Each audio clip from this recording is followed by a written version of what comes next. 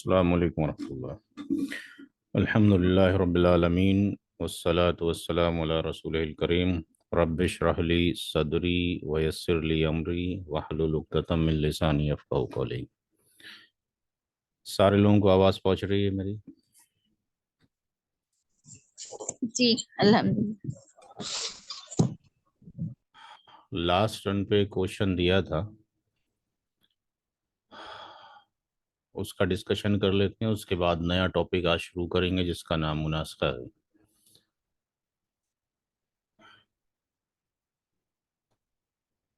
ये जो सवाल नंबर 5 है, ये share of the child to be born से है, हमल के हिस्से। तो इसमें जो क्वेश्चन दिया गया था घर के लिए वो ये था कि अब अजीज़ अब्दुल अजीज़ ने अपने पीछे अपनी माँ को छोड़ा है और दो बेटियां, और यहाँ पर उसका एक भाई है जो पहले से आपके पास ये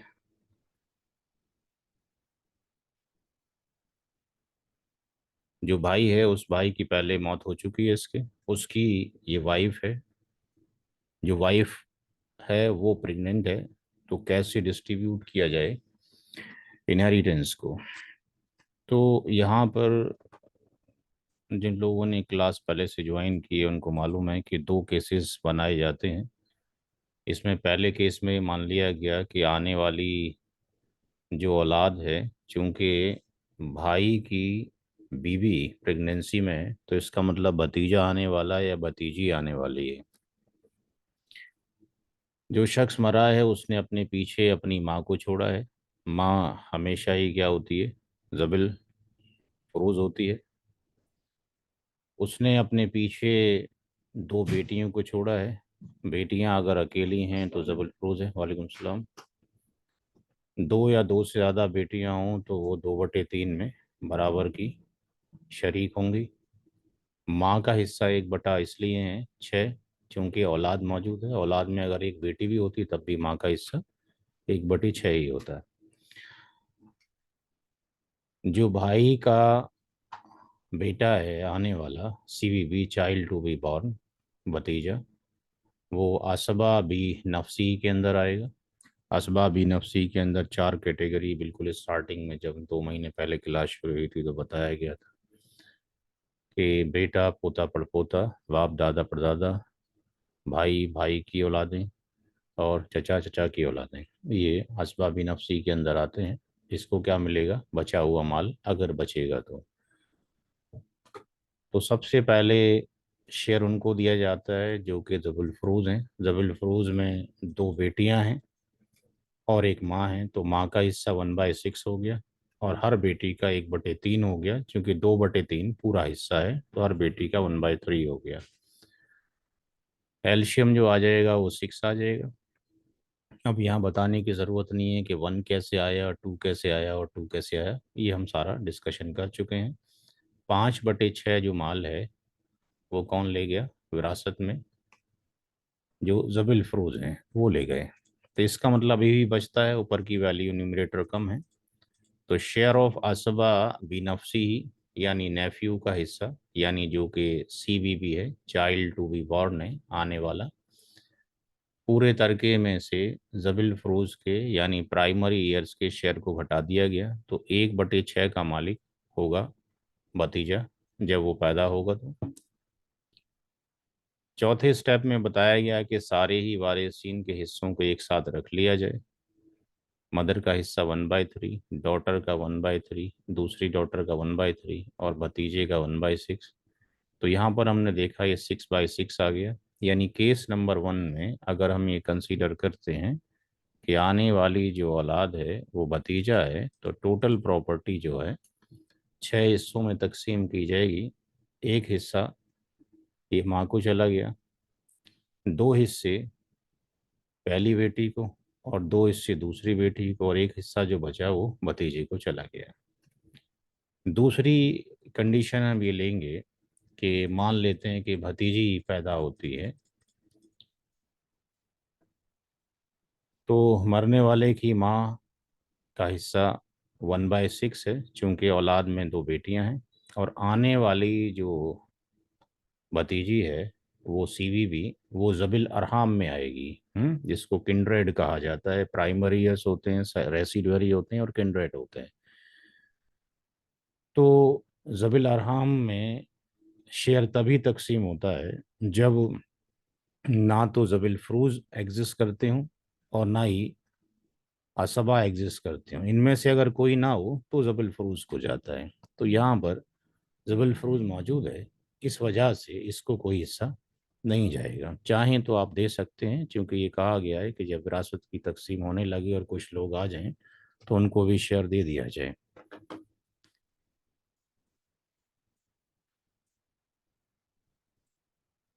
तो टोटल शेयर ऑफ जेड यहाँ निकालते हैं तो माँ बचती है और दो बेटियां बचती हैं। तो इनका जो वैल्यू आती है 5/6 आती है। अब चूंकि इनकी मौजूदगी में बचा हुआ शेयर जो है वो उसको जाएगा नहीं जबिल अरहम को, यानी भतीजी को। तो ये केस क्या बन गया, रद्द का बन गया। टोटल शेयर ऑफ जेड ये हो गए और एलसीएम आपके पास ये हो गया। ये 5/6 हो गया, यानी <<1 हो गया। रद्द के बारे में भी हम डिस्कशन कर चुके हैं और किताब भी आपसे शेयर कर चुके हैं। तो जब ये केस रद्द का बन गया, तो रद्द के जो सवाल हैं वो दो तरीके से हल होते हैं। कि अगर हस्बैंड एंड वाइफ हैं तो तरीका दूसरा होगा कैलकुलेट करने का, और हस्बैंड वाइफ नहीं है तो दूसरा तरीका होगा। तो यहाँ पे हस्बैंड और वाइफ मौजूद नहीं है, केवल माँ मौजूद है और दो बेटियाँ। तो यहाँ लिख दिया गया husband wife is not present, यानी हस्बैंड और वाइफ जो है प्रेजेंट नहीं है। तो हमें दोबारा से इसको कैलकुलेशन करने की कोई भी ज़रूरत पेश नहीं आएगी। तो जो रेशियो मेंटेन हो रहा है माँ के बीच में और उसके बीच में, उसी पर काम कर लिया जाएगा। तो यहाँ पे अगर हम देखते हैं तो माँ का जो शेयर है वो 1 है, डॉटर का 2 है और दूसरी डॉटर का 2। तो ये इनकी जो वैल्यूज हो गई, तो ratio of the mother and 2 daughters जो हो गया, एम का मतलब मदर, डी डॉटर, डी का मतलब डॉटर। तो इसको केवल 5 ही हिस्सों में तकसीम कर दिया जाएगा। ये हम पहले पढ़ चुके हैं कि अगर केवल जबुल फरूज ही मौजूद हैं और उनकी <<1 वैल्यू आएगी, तो ये जो एलसीएम है ये केवल ये वैल्यूज को कैलकुलेट करने के लिए किया जाता है। एक्चुअल में यही नंबर ऑफ शेयर्स होते हैं।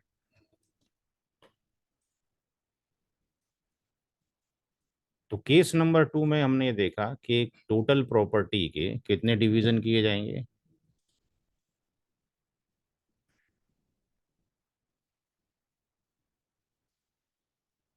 केस नंबर 2 में टोटल प्रॉपर्टी जो डिवाइड की जाएगी 5 पार्ट्स में, एक हिस्सा माँ को जाएगा और दो दो हिस्से दोनों बेटियों को चले जाएंगे।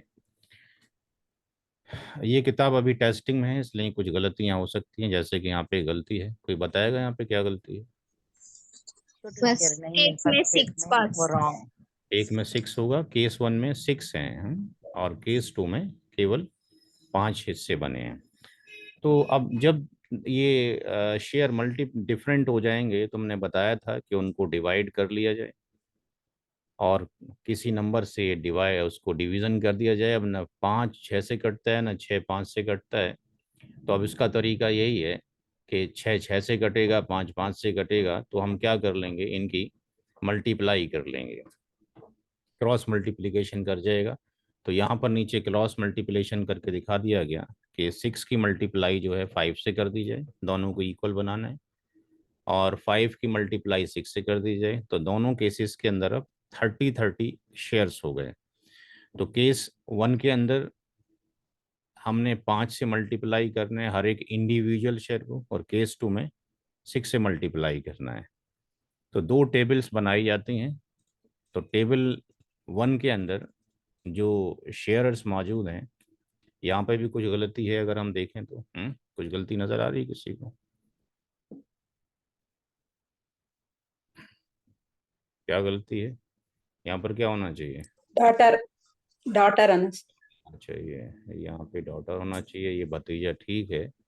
ये मदर डॉटर डॉटर, और ये ठीक है। तो यहाँ पे इस केस के अंदर, पहले वाले केस के अंदर ये 1 2 2 और 1, ये 6 हो गए, हर एक की मल्टीप्लाई 5 से कर दी, तो ये 5 10 10, ये 5 हो गया, ठीक हो गया। दूसरे वाले केस में मदर को 1 शेयर जा रहा है, डॉटर को 2 2 जा रहे हैं, तो हर एक को 6 से मल्टीप्लाई करेंगे, और जो भतीजी है उसका कोई हिस्सा नहीं है, तो ये भी 30 हो गए। इसके बाद टेबल 2 ये कहती थी कि जो मिनिमम शेयर है वो पेड कर दिया जाए, और आने वाले ही बच्चे के लिए सेव करके कुछ रख लिया जाए। तो टेबल 2 में इनमें से जो मिनिमम शेयर है अगर हम देखते हैं तो क्या है, माँ को मिनिमम शेयर 5 है, डॉटर का मिनिमम शेयर 6 है, दोनों ही डॉटर का, और यहाँ पे जो भतीजी है उसका जो शेयर कितना है, 0 है। तो यहाँ पर मिनिमम जो शेयर है वो पेड कर दिया जाए। तो टेबल 2 के अंदर हमने यहाँ पर भी देखें एक एरर है, क्या एरर है, मदर है, डॉटर है और डॉटर है। मिनिमम शेयर कितना था,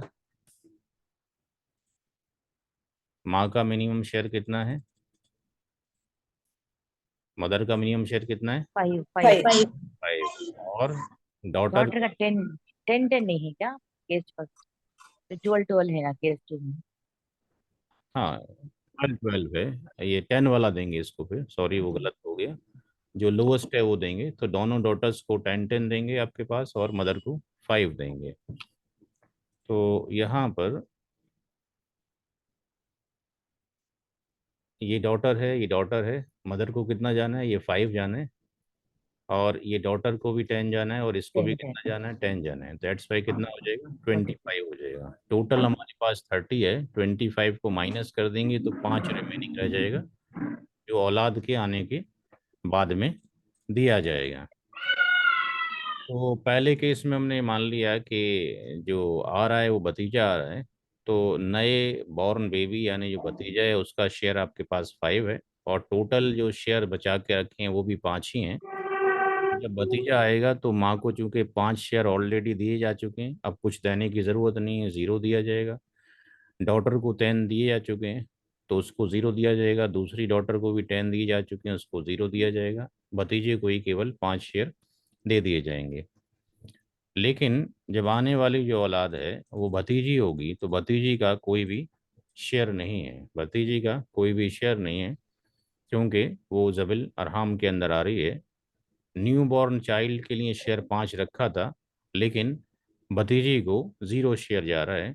तो डिस्ट्रीब्यूशन कैसे होगा, 5 मदर को ऑलरेडी दे चुके हैं, सिस्टर डॉटर को ऑलरेडी 10 10 दे चुके हैं। तो इन केस ऑफ दी जब भतीजी आएगी तो माँ को कितने शेयर मिलने चाहिए थे, टेबल 2 कहती थी कि माँ के जो शेयर हैं वो 6 हो जाएंगे, और हर डॉटर का जो है 12 12 हो जाएगा। तो इसको एक दे देंगे और हर एक डॉटर को 2 2 शेयर दे देंगे, इस तरीके से वो तकसीम हो जाएगा। तो यहाँ पर इस तरीके से तकसीम कर दिया गया। फाइनल कैलकुलेशन समरी के अंदर हम ये देखते हैं कि टोटल जो डिवीज़न है वो 30 किए जाएंगे, 5 दे दिए गए मदर को बिफोर दी बर्थ, और 10 10 हर एक बेटी को दे दिए गए, 5 हिस्सों को बचा के रख लिया गया। जब नेफ्यू भतीजा आया तो हाँ दे भतीजे को दिए गए, और अगर भतीजी आती है तो उसको कोई हिस्सा नहीं जाएगा, माँ को एक दे दिया जाएगा और हर बेटी को 2 2 दे दिए जाएंगे। जी अस्सलाम वालेकुम। जी क्लास में है 10 बजे के बाद, और 10:30 बजे तक क्लास है, ग्रास की क्लास चल रही है। फोन, हाँ हाँ, तो ठीक है, 11:15 तक पहुँचेंगे, मैं ये किसी से बुलवा देंगे।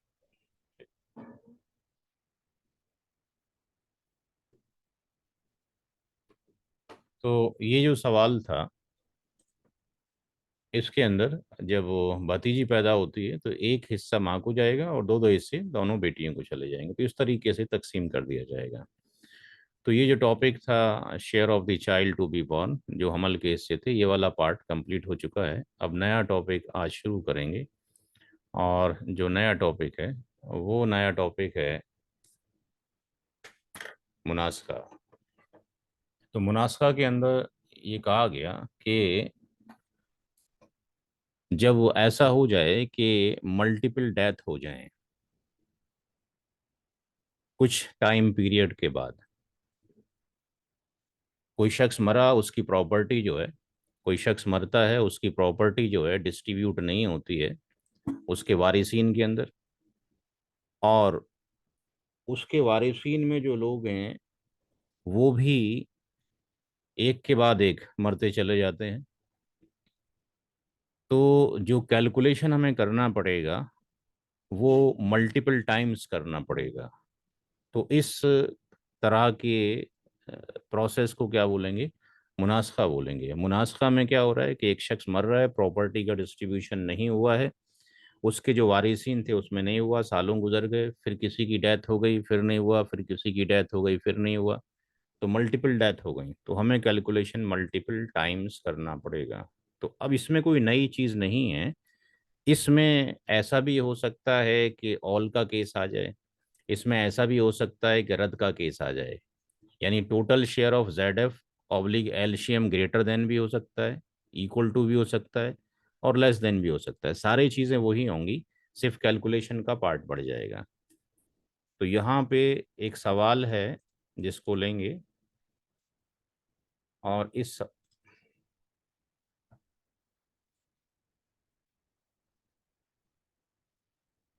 सवाल के अंदर, इस सवाल को पढ़ लीजिए क्या लिखा हुआ है एक बार, उसके बाद डिस्कशन शुरू करते हैं।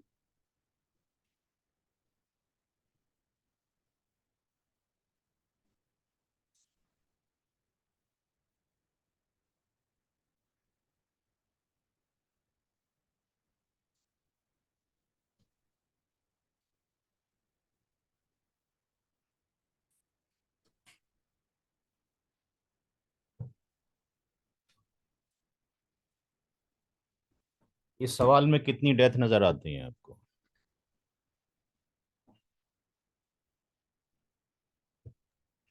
हाँ, डेथ ऑफ सलीमा, फिर उनके डॉटर, सलीमा की डॉटर करीमा। 4।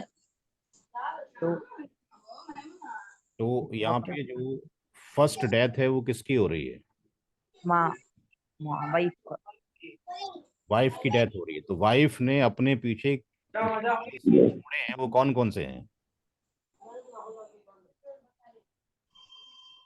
हस्बैंड। हस्बैंड है, वेरी गुड। दूसरा कौन छोड़ा है? डॉटर, डॉटर को छोड़ा है। तीसरा कौन है? मदर। मदर। तो ये हमें सवाल को बहुत ही अच्छी तरीके से पढ़ना है, क्योंकि मैक्सिमम जो मसाइल हैं आज की डेट के अंदर एग्जिस्ट करते हैं वो इसी तरह के हैं, सारे के सारे मल्टीपल डेथ के बाद डिस्ट्रीब्यूशन हो रहा है। तो पता होना चाहिए कौन सा रिश्ता कहाँ पर है। अब यहाँ पे हम एक काम ये करेंगे कि हम हस्बैंड लिखेंगे तो ब्रैकेट में उसका नाम मुनीर भी लिखेंगे, डॉटर लिखेंगे तो उसको करीमा भी लिखेंगे ब्रैकेट में, मदर लिखेंगे तो अजीमा भी लिखेंगे, क्योंकि इनके जो रिलेशन है वो चेंज होते चले जाएंगे। सेकंड जो डेथ है, उस सेकंड डेथ में कौन कौन बचा हुआ है, कौन कौन इनहेरिटर्स हैं बताएं। करीमा की डेथ हुई है, हम्म। 2 बेटा है और एक एक बेटी है। सन है, ठीक है। एक डॉटर है, और दो दो सन है, टू सन्स हो गए, हाँ, और एक 2 डॉटर। लड़के और एक लड़की। इसके अलावा और कौन है? हाँ, बेटी का आंसर पहले आया तो ठीक है। बाप मौजूद है, भाई मौजूद है, फादर डॉटर, बहन और माँ मौजूद है। करीमा का फादर मौजूद है जिसका नाम मुनीर है, हाँ, मुनीर है। हाँ, लेकिन कोई और भी मौजूद है क्या? हाँ, मदर मौजूद है। मदर किसकी मदर? करीमा की भी दादी की। करीमा की दादी सलीमा, कैसे हो गई? सलीमा की मदर, करीमा की मदर, करीमा की ये क्या बनेगी? नानी, नानी। नानी। दादी बन गई। तो ये हमें ध्यान रखना है कि अब ये मैटरनल ग्रांड मदर बन गई है, नानी बन गई है, राइट। तो 2 लोगों की डेथ हो गई। इसी तरीके से मल्टीपल सवाल हैं, किसी में 5 लोगों की डेथ है, किसी में 10 लोगों की डेथ है। तो एक तरीका पता लग जाएगा, तो होमवर्क इंशाल्लाह आपको देंगे तो आप उसमें फिर उसको सॉल्व करेंगे। तो यहाँ पर पहला केस जो आप लोगों ने बोला वैसे ही है। देखें पहले वाले केस के अंदर हमने क्या लिखा। पहले वाले केस में लिखा कि इस सवाल में चूंकि 2 लोगों की डेथ हुई है, इस सवाल में 2 लोगों की डेथ हुई है, इसलिए ये मसला 2 बार हल किया जाएगा, 2 बार कैलकुलेशन किया जाएगा। तो पहली डेथ जब मल्टीपल डेथ के आप क्वेश्चंस करें और जो भी दे, तो उससे आप यहाँ पे डेट ऑफ डेथ भी पता कर लें क्या है, क्योंकि अगर एक दिन का भी फर्क है तब भी कैलकुलेशन में डिफरेंस हो जाएगा अकॉर्डिंग टू द इस्लामिक शरिया। तो पहली जो डेथ हुई है सलीमा की हुई है। सलीमा कौन है? वाइफ है किसकी? मुनीर की। और प्रॉपर्टी किसकी डिस्ट्रीब्यूशन की जा रही है? सलीमा की। तो सलीमा मालिक किसकी है? पूरे तरके की, यानी होल स्टेट की, पूरी संपत्ति की वो मालिक है। जब सलीमा की डेथ होती है तो उसने अपने जो वारिसीन छोड़े हैं, अपने शौहर जिसका नाम मुनीर है उसको छोड़ा है, अपनी बेटी करीमा, जिस अपनी माँ को छोड़ा है अजीमा, और हस्बैंड भी, डॉटर भी और मदर भी, तीनों ही जबुल फरूज हैं, बताने की ज़रूरत नहीं है, आप सारे लोगों को रट चुका होगा। शौहर का हिस्सा 1/4 क्यों है? चूंकि औलाद में बेटी मौजूद है। बेटा होता तब भी 1/4 होता, बेटी होती तब भी 1/4 ही होता।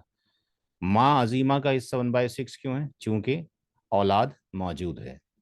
सारे ही लोग जबिल फरूज हैं, प्राइमरी एयर्स हैं, कोई भी असबात या सेकेंडरी एयर्स नहीं है। तो total share of Z F जब निकाला हमने, तो total share of Z F में हस्बैंड, डॉटर और मदर, इसका हिस्सा 1/4 रख दिया गया, डॉटर का 1/2 और इसको 6 रख दिया गया। एल्शियम जो आएगा वो 12 ही आएगा। 4 से 12 को कट किया 3 बार चला गया, 2 से 12 को कट किया 6 टाइम, और 6 से 12 को 2 टाइम्स, तो ये 11/12 आ गया, यानी न्यूमरेटर कम हो गया, डिनोमिनेटर ज़्यादा हो गया। तो ये total share of Z F oblique एल्शियम जब लेस देन 1 हो गया, तो ये कंडीशन क्या बन गई? डॉक्टराइन ऑफ रिटर्न की बन गई, रद्द की कंडीशन बन गई। तो ये केस किसका बन गया? रद्द का बन गया। अब रद्द के केस में क्या होगा कि हस्बैंड को दोबारा से नहीं जाता जो बचा हुआ होता है। जब कभी भी total share of Z F oblique एल्शियम लेस देन 1 हो जाए, सारे ही वारिसीन जबुल फरूज हों, पहली शर्त, और ये कंडीशन एग्जिस्ट कर जाए, और हस्बैंड या वाइफ में से, शौहर या बीवी में से कोई भी अगर मौजूद हो, तो उसको बचा हुआ माल नहीं जाता। चूंकि यहाँ पे 11/12 है, इसका मतलब 1/12 बच रहा है। तो 1/12 ना तो शौहर को जाएगा और ना ही बीवी को जाएगा। तो रद्द जो है हस्बैंड और वाइफ पे एप्लीकेबल नहीं होता। ये रूल हजरत उमर रदी अल्लाह ताला अन्हु के टाइम पर जनरेट किए गए। तो कैलकुलेशन जो प्रोसीजर होगा डिफरेंट होगा, ये मैं आपको बता चुका हूँ, इस सिर्फ रिवीजन ही चल रहा है। तो यहाँ पे कैलकुलेशन का प्रोसीजर ये होगा कि सबसे पहले जो मुनीर है उसको 1/4 दे के अलग कर दिया जाएगा। तो जो शेयर बचेगा बेटी करीमा के लिए और मदर अजीमा के लिए, जो रेसिड्यू बचेगा वो 3/4 बचेगा। यहाँ तक आई थिंक किसी को कोई दिक्कत नहीं होनी चाहिए। नाउ अब बेटी और जो माँ है, बेटी करीमा और मदर अजीमा, इनकी निस्बत देखेंगे, इनका रेशियो देखेंगे कि इन दोनों का रेशियो क्या है या निस्बत क्या है। तो डॉटर का हिस्सा 1/2 है, माँ का हिस्सा 1/6 है। दोनों का जो हमने रेशियो देखा तो रेशियो 3:1 आ रहा है, यानी 3/4 बचता है। 3/4 के टोटल कितने डिवीजन किए जाएंगे?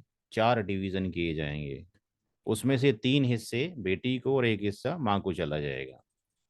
तो यहाँ पर डी पार्ट जो है उसमें लिखा गया कि एडिशन ऑफ जो रेशियो होगा बेटी करीमा का और मदर अजीमा का, डॉटर प्लस मदर 3+1 = 4, ये उनकी निस्बतों का जोड़ हो गया। ये भी जैसे असबा भी गैरी ही, या असबा आपके पास बिगैरी के अंदर बेटा बेटी पोता पोती या सगा भाई सगी बहन सौतेला भाई सौतेली बहन आते थे, जिस तरीके से वो हल होता था ये उसी पैटर्न पे हल किया जाएगा।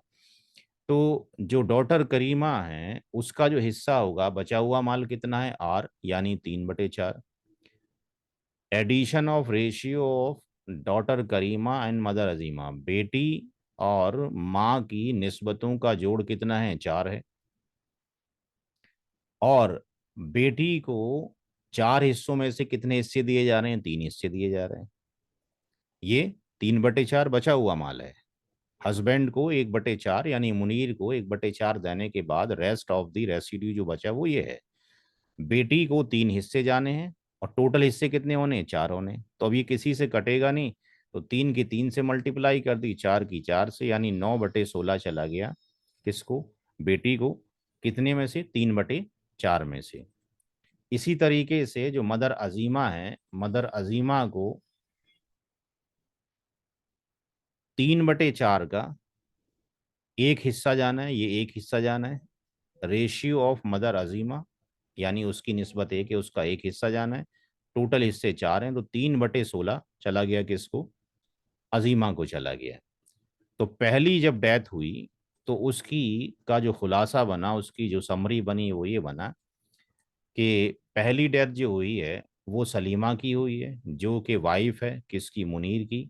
तो हर एक इनहेरिटर का जो शेयर है वो कितना है, हस्बैंड को केवल मुनीर को 1/4 गया। डॉटर जो करीमा है, वैसे अगर हम देखते हैं तो डॉटर का शेयर 1/2 है, लेकिन जब हम फाइनल कैलकुलेशन करते हैं तो पता ही लगता है कि उसका शेयर ये आ रहा है। इसलिए मैथमेटिक्स की बहुत ज़रूरत है। ऐसा नहीं है कुरान करीम में 1/2 लिखा है तो 1/2 ही हो गया। तो 1/2 इस रद्द के केस के अंदर हम देखते हैं कि वो 9/16 में कन्वर्ट हो गया है। मदर का हिस्सा अजीमा का 3/16 हो गया। इसको हम यहीं पे छोड़ देंगे। अब दूसरी डेथ किसकी हो रही है, करीमा की हो रही है। अब देखें यहां से, करीमा की जब डेथ हुई तो करीमा की सेकंड डेथ हुई है, जो कि डॉटर है किसकी, सलीमा की। और करीमा कितने की मालिक है, 9/16 की। और ये हिस्सा उसको कहाँ से मिला है, वो आज तक डिस्ट्रीब्यूट नहीं किया। मान लें 50 साल हो गए तब भी यही तरीका रहेगा कैलकुलेशन का। प्रॉपर्टी पुरानी पड़ी थी उतनी है, लेकिन कॉस्ट आज की देखी जाएगी। लोग पुराने देखे जाएंगे, चाहे वो मर चुके हैं, उनकी औलादों को तकसीम किया जाएगा अगर ये नहीं बची होगी तो।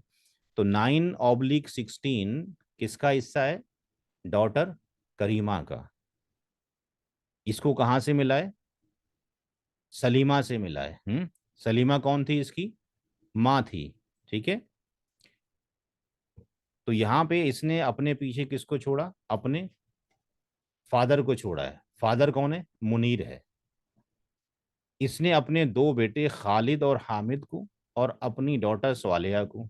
तो जब कभी भी बेटा बेटी हो जाते हैं, असबा भी गैरी हो जाते हैं और वो रेसिडुअरी बन जाते हैं, उनको बचा हुआ माल मिलेगा। अब चूंकि यहाँ पे इसकी माँ नहीं है, किसकी माँ नहीं है, करीमा की, तो 1/6 जो माँ को हिस्सा जाता है वो किसको चला गया, वो नानी को चला गया, मैटरनल ग्रांड मदर को चला गया है। अजीमा क्या बन गई है, नानी बन गई है इसकी। ठीक है ना। अजीमा किसकी मदर थी, सलीमा की मदर थी। ठीक है, ये पता होना चाहिए। ये दोनों क्या है, जबल फरूज हैं। जब तक ये रिलेशन नहीं पता होगा तब तक ये कैलकुलेशन में दिक्कत होगी। तो टोटल शेयर ऑफ ZF में अब हमारे पास फादर है और ये नानी है। तो फादर का 1/6, नानी का 1/6, दोनों को सिंप्लीफाई किया तो 1/3 किसको चला गया, नानी को, और वालिद साहब को बच चला गया। अब जो बचेगा वो 2/3 बचेगा। तो असबा भी गैरी ही का जो शेयर है, जिसमें खालिद और हामिद को जाना है और एक बेटी स्वालिया को जाना है, तो वो 2/3 बचा हुआ माल है जो इन 3 लोगों में तकसीम होगा। अब हमें ये पता है कि बेटा और बेटी जब एक साथ मौजूद होते हैं तो सूरह निसा की आयत नंबर 11 के अंदर बिस्मिल्लाहिर्रहमानिर्रहीम यूसिकुमुल्लाहु फी औलादिकुम लिज़्ज़करि मिस्लु हज़्ज़िल उन्सयैन, तो वहां पर हर बेटे के 2 हिस्से हो गए और बेटी का एक हिस्सा हो गया। तो बेटी बेटे के 2 हिस्से निस्बत और बेटी का हिस्सा एक हो गया।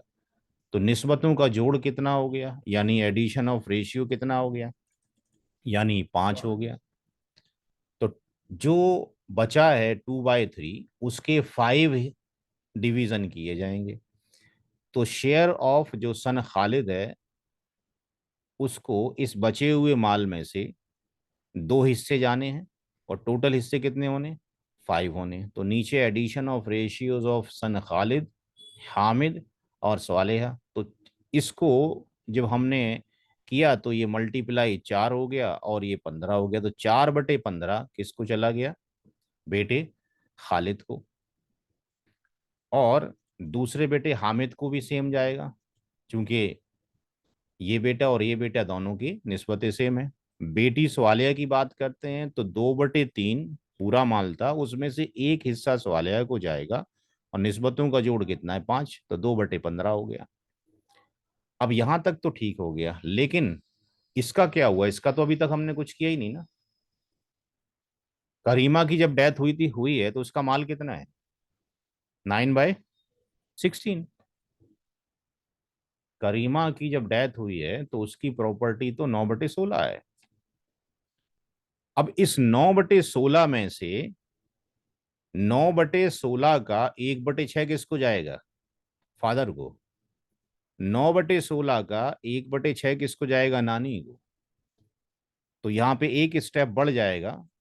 पहली डेथ में तो स्टेप नहीं होता, सेकंड डेथ या थर्ड या फोर्थ डेथ में एक स्टेप बढ़ जाता है, जो यहाँ पर आ रहा है, स्टेप नंबर 4 बढ़ गया कि शेयर ऑफ इनहेरिटर्स यानी वारिसीन के हिस्से किसकी संपत्ति में, किसकी प्रॉपर्टी में, करीमा का जो हिस्सा था 9/16 में कितना होगा। तो शेयर ऑफ फादर मुनीर, यानी करीमा का जो बाप है मुनीर, उसका हिस्सा अपनी बेटी की प्रॉपर्टी में उसकी डेथ के बाद कितना होगा, तो 1/6 हिस्सा होगा करीमा के शेयर में। तो करीमा का शेयर कितना है, 9/16 है। अब ये 2 से आपने काट दिया, 3 से कट गया, 3 दूनी 6 और 3 तिया 9, तो ये 3 आ गया और ये नीचे 2 आ गया, अब नहीं कटेगा। तो 3/32 हो गया वालिद साहब का शेयर अपनी बेटी करीमा के हिस्से में से, जो कि 9/16 था। इसी तरीके से नानी का भी सेम ही हो गया, क्योंकि उसका हिस्सा भी 1/6 ही है। अब बात करते हैं खालिद की। तो खालिद को 4/15 मिल रहा है, मिलना है किसका, अपनी माँ से। ये करीमा कौन है उसकी, ये उसकी माँ है। तो 9/16 उसका हिस्सा है, तो 4/15 ये हो गया। अब सिंपलीफाई जब करेंगे तो सिंपलीफाई कर लिया, इस 4 से इसको 16 को काट दिया, तो ये कितना आ गया, 4 ही कम 4, 4×4 = 16, ये एक आ गया, ये आ गया। यहाँ पे ये 3 से काट दिया, 3 तिया 9 और 3×5 = 15, तो ये कट गया। तो ये सिंपलीफाई होके ये 3 आ गया और ये नीचे 20 आ गया, 4×5 = 20। इसी तरीके से दूसरे बेटे हामिद का भी आ जाएगा।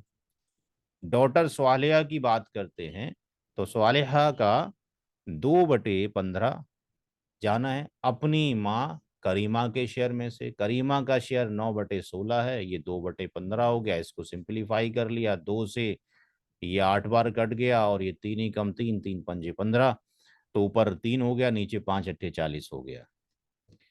अब इतना करने के बाद सेकंड डेथ की समरी हमारे सामने ये आ गई।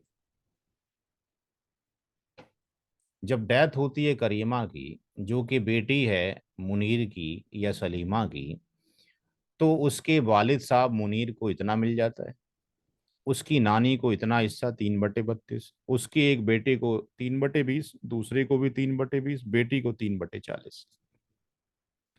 अब इसमें कुछ लोगों को क्या 2 बार हिस्सा मिला है जी, ठीक।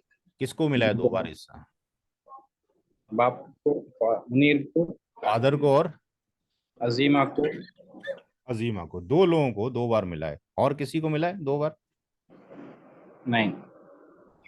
तो यहाँ पर जिनको हिस्से मिले हैं वहां पे हमने एक नोट लिख दिया और लिख दिया मुनीर 2 बार हिस्सा पा रहा है।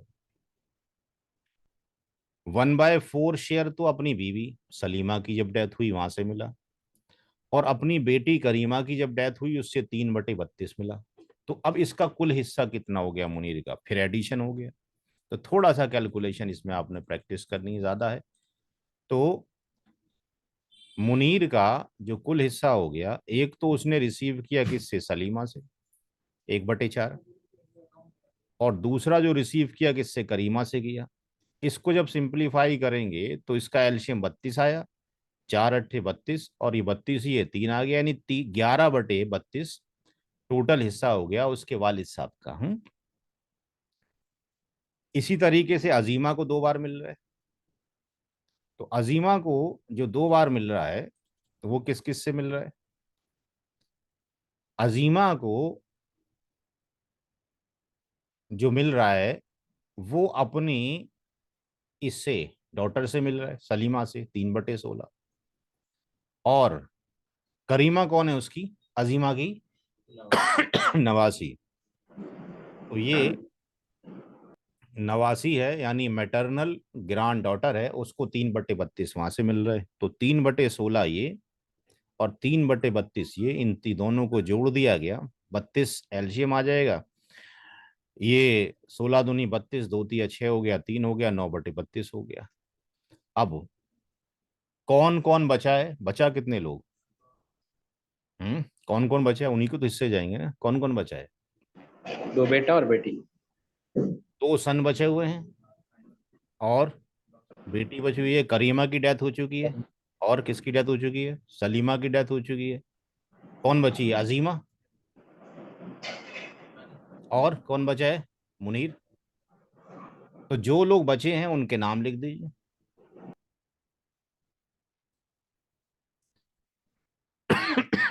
मुनीर बचा हुआ है, अजीमा बची हुई है। क्योंकि अगर हम यहाँ नानी लिखते हैं तो फिर कंफ्यूजन है, माँ लिखते हैं तो फिर कंफ्यूजन है, इसलिए लास्ट उसमें क्या लिखेंगे अब लिखेंगे मुनीर बचा है, अजीमा बची है, खालिद बचा है, हामिद बचा है, स्वालिहा बची है। मुनीर का हिस्सा ये रख दिया गया, अजीमा का 9/32, खालिद का 3/20, और इसका 3/20, और इसका 3/40। इन दोनों के जोड़ने के बाद डबल डबल हिस्से मिले थे, ये ज्वाइन कर दिए गए। इसका जब अब एल्शियम निकालोगे तो एल्शियम कैलकुलेटर का आप यूज कर लें, वो मैंने आपको बताया था। तो 32, 20 और 40, 3 वैल्यूज हैं, 32, 20 और 40। तो मैंने बताया था कि आसान तरीका है कि आप एल्शियम कैलकुलेटर पे चले जाए। एल्शियम कैलकुलेटर 32, 20 और 40, यहाँ पे चले जाइए और यहाँ वैल्यूज रख दीजिए, 32 स्पेस 20 स्पेस 40, एंटर। ये उसने दे दिया 160 एलसीएम आ जाएगा। तो 160 जब आपके पास एलसीएम आ गया तो 160 को 32 से आपने डिवाइड कर दिया। 160 को 160 को आपने 32 से डिवाइड कर दिया तो कितना आ जाएगा, ये 5 आ जाएगा। 5 की मल्टीप्लाई 11 से कर दी, ये 55 आ गया। फिर 32 को आपने जो है 160 से डिवाइड किया, 5 आ गया। 5 से मल्टीप्लाई 9 की, ये 45 आ गया। ठीक है, इसी तरीके से 20 से डिवाइड किया तो कितनी बार डिवाइड हो जाएगा ये, 8 बार। और 8 थी, कितना हो गया, 24 हो गया, ये भी 24 हो गया। और 4 से डिवाइड करेंगे तो 4 बार चला जाएगा 40 से, और 4 तो ये 12 ही हो गया। तो 160 डिवीजन किए जाएंगे इस सवाल में पूरी प्रॉपर्टी के। 160 जब किए जाएंगे तो ये शेयर आपके पास बन रहे हैं। 55 हिस्से किसको चले गए, मुनीर को चले गए। 45 हिस्से किसको चले गए, अजीमा को चले गए। 24 खालिद और स्वालिया को चले गए। तो इस तरीके से डिवीजन होगा। आप चाहें तो इसको यहीं से परसेंटेज पे भी कर सकते हैं, यहीं से ले जाके आप परसेंटेज निकाल लिए, इसकी परसेंटेज कितनी होगी, इसकी परसेंटेज कितनी होगी, बात बराबर ही है। तो इस तरीके से ये सवाल किया जाएगा। अब एक सवाल जो आप लोग घर से करेंगे वो नोट कर लें। ये सवाल है, इसका फोटो खींच लें आप सारे लोग। ये सवाल आप लोगों ने करना है और पूरे हफ्ते में ये सवाल हो जाना चाहिए। अगले हफ्ते फिर हम जो है इसी मुनासखा पे रहेंगे ताकि 2 सवाल वहाँ कर सकें, फिर 1-2 और करने के लिए आपको दे दें। ठीक है जी। तो आई थिंक कोई दिक्कत तो पेश नहीं आई ना किसी को समझने में, मुनासखा में कोई नई चीज़ तो नज़र नहीं आई ना। किसी कोई डाउट तो नहीं रहा ना इसके अंदर? आ, प्रैक्टिस की मेरा सवाल ये है, हाँ जी। जब सेकेंड डेथ जो हुई, हम्म। इसमें दो दो बार अलग अलग कैलकुलेशन करने के बजाय जो छोड़ी हुई जायदाद है और उनका जो शेयर आ रहा है, सबको हाँ मिलाकर ये एक बार कैलकुलेशन क्यों नहीं किया गया? हाँ, उसमें जब सेकंड डेथ होगी तो हम वो अमाउंट लेंगे जो बचा हुआ है। इसको आप अमाउंट मान लीजिए। मान लें यहाँ पे कुछ अमाउंट आया था, तो यहाँ अगर अमाउंट की शक्ल होती तो यहाँ अमाउंट लिख कर यहाँ अमाउंट लिख दिया जाता, फिर वहाँ पे नीचे जाके अमाउंट की मल्टीप्लाई कर देते। अगर हम यहाँ पे जाते तो इसको निकालने के बाद हम यहाँ पर ये लिख सकते थे कि भाई यहाँ पे ये इसका जगह पर अगर 2 लाख रुपए होते तो 2 लाख लिख दिए जाते कि 2 लाख में से 1/6 कितना जाएगा। अब हमने जो है कुछ शॉर्टकट बनाया था, कहा था पिछले बार कि आपको यहाँ पे इस तरीके से भी कैलकुलेशन करना सिखाएंगे। देखिए यहाँ कितना, ये जो बनाया गया है अभी, ये बनाया गया है केवल असबा बी नफसी के लिए और जबिल फरूज के लिए। ये दो चीज़ों पे ये चार्ट काम करेगा।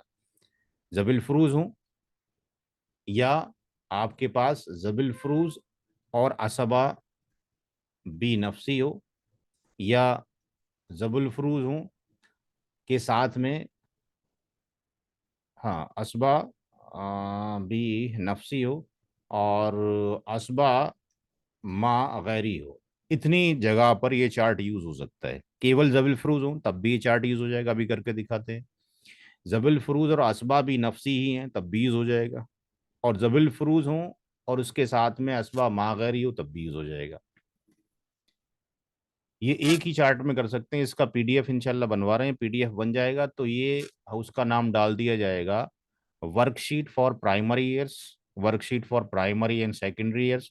तो ये एक साथ हम कैलकुलेशन किसी का निकाल के दे सकते हैं। अब फॉर एग्जांपल इसमें अगर हम यहाँ से फिलअप करें कि कोई शख्स मरा है, उसकी यहाँ पे डेट ऑफ डेथ लिख दी गई, यहाँ उसका जो अमाउंट है फॉर एग्जांपल 40,000 का अमाउंट है। इसके बाद क्लास खत्म करेंगे इसको सॉल्व करने के बाद। जो भी शख्स मरा है वो लेट से जिसकी डेथ हुई है वो जो बंदा है असगर है, और उसकी डेथ लेट से जो भी डेथ हुई मान लेते हैं 2022 में उसकी डेथ हुई। उसने अपने पीछे अपनी वाइफ को छोड़ा है, उसने अपने पीछे अपने फादर को छोड़ा है, उसने अपने पीछे अपनी मदर को छोड़ा है, उसने अपने पीछे एक लेट से सन को छोड़ा है। इसकी कैटेगरी क्या है वाइफ की, कोई बताएगा? जबिल फरोज। जबिल फरूज। फादर की जेडएफ। लेकिन अगर डॉटर होती तो फादर की कैटेगरी क्या होती? आर आर में हो जाती, ठीक है ना। तो जेडएफ है, मदर की कैटेगरी जेडएफ, ठीक है ना। बेटे की कैसी कैटेगरी? असबा भी नफसी, ठीक है। अब फ्रैक्शनल शेयर, एफएस मतलब फ्रैक्शनल शेयर। वाइफ का शेयर कितना है फ्रैक्शनल? 1/6। अरे 1/6 कर जाएगा वाइफ का? 1/8। फादर का कितना होगा? 1/6। 1/6। 1/6 मदर का 1/6 1/6। अब क्या करना है, अगला पार्ट है एलसीएम निकालना है। तो एलसीएम जब निकालना है तो इसका एलसीएम कितना आएगा? लास्ट 24। एलसीएम कितना आएगा? 24। यहाँ पे लिख दीजिए एलसीएम 24। अब एलसीएम जब 24 आ गया तो शेयर इन नंबर निकालना है। ये फ्रैक्शनल शेयर था, ठीक है ना। तो शेयर इन जब नंबर निकालना है तो फ्रैक्शनल ये जो था, फ्रैक्शनल शेयर की मल्टीप्लाई किससे करनी है? एलसीएम से। तो फ्रैक्शनल शेयर में वाइफ का शेयर कितना है? 1/8। 1/8 की मल्टीप्लाई किससे करनी है? L24 से। ये कितना आ जाएगा, कोई बताएगा? 3। 3 और यहाँ पे ये 1/6 की मल्टीप्लाई 24 से करेंगे, कितना आ जाएगा? 4। 4 1/6 multiplied by 24 equal to what? 4 4। अब यहाँ पे total share of Z F निकाल लिए। Total share of Z F जो हो गए वो 3 हो गए प्लस 4 हो गए प्लस 4, कितना हो गया ये? How much? 11. 11 हो गया। अब जब 11 हो गया तो रेसिड्यू जो निकलेगा, एलसीएम कितना है? 24। 24 में से total share of Z F निकाल दिए 11, कितना आ गया? 13. 13।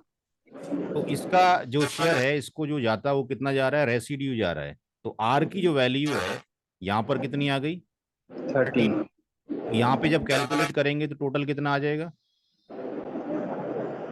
11. अरे 11 कैसे आ जाएगा? 11 plus 24. 24। ये क्लियर है यहाँ तक पिक्चर?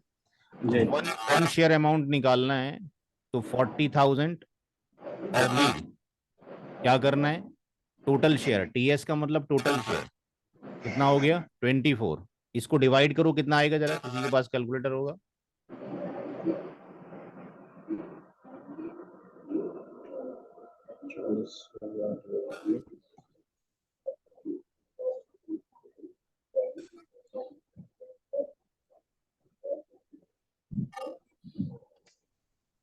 जी कितना आया?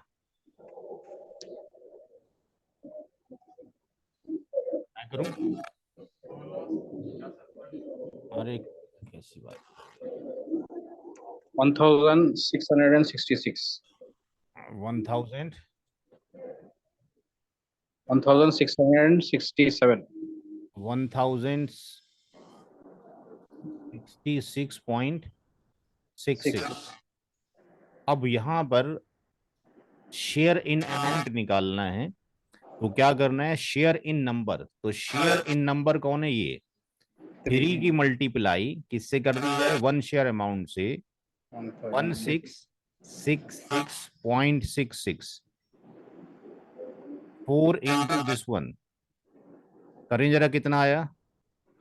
और यहाँ पे 30 इंटू दिस वन कितना आया वैल्यू? 5 का वो कितने पैसे जाएंगे?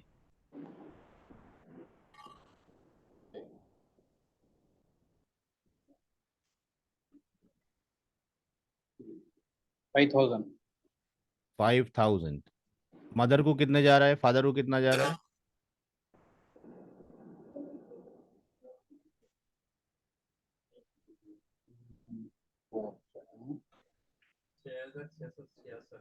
छह हजार छह सौ छियासठ पॉइंट 66। 66 से 44 है। ये भी इतना जाएगा। इस सन को कितना जाएगा? 13 इससे जा रहे हैं।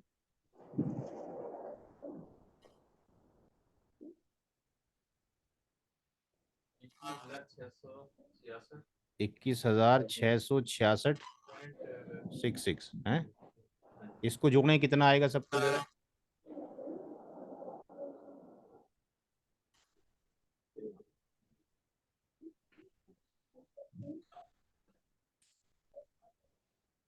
चालीस।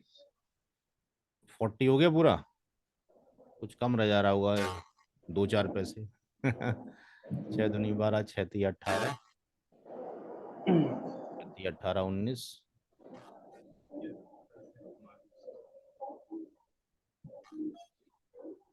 इतना रह गया है। चलो कोई दिक्कत नहीं, ठीक है। 0.02 का फर्क है।